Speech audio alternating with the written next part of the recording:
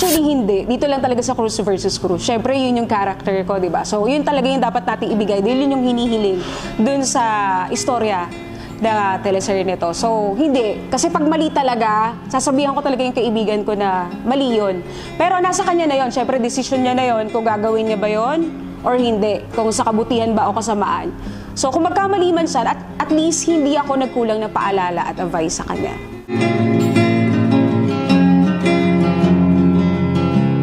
Actually, sobrang happy talaga. Nasa bucket list ko yun si Ate Gladys, syempre, di ba? Since Mara Clara Day, so napapanood ko lang siya. Tapos, nakatrabaho ko na siya. And then, nasundan pa na nasundan, tumaka. Tapos, may movie kami yon, yung movie ni ate. So, nakasama pa ako doon. Ang saya, napakabait ni Ate Gladys. Para niya akong kapatid, tinuring niya akong kapatid.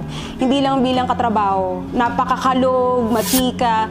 Gusto niya ako kasama sa tent, sa dressing room.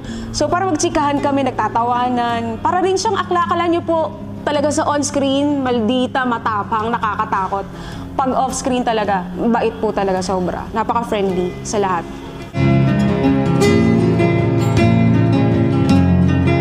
Sobrang saya. Sana nga po umabot to ng 10 years, ha?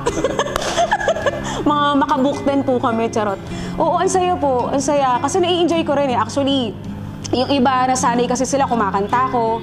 So, ngayon nagugulat sila na nag-acting na ako, yun. Pero ang saya, na-enjoy ko yung acting talaga. Na-enjoy ko yung gantong work.